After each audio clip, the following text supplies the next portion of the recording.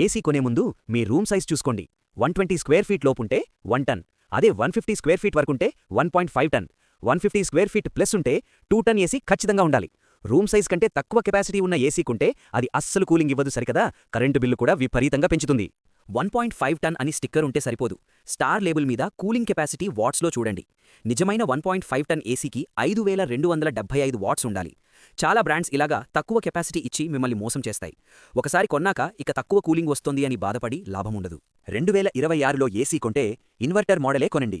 ఇది కంప్రెసర్ని ఆపకుండా speed adjust చేస్తూ మీ కరెంట్ బిల్లును సేవ్ చేస్తుంది. ఫిక్స్డ్ స్పీడ్ అని ఉంటే దాని జోలికి పోకండి.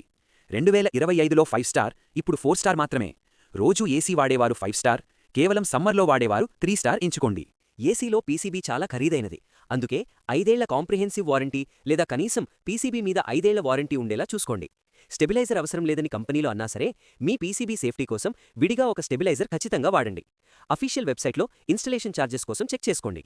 చౌకగా వస్తున్నాయి కదా అని తెలియని బ్రాండ్స్ జోలికి వెళ్ళకండి. రేపు స్పేర్ పార్ట్స్ దొరకవు. స్మార్ట్గా రీసెర్చ్ చేసి బెస్ట్ ఏసీని ఇంటికి తెచ్చుకోండి.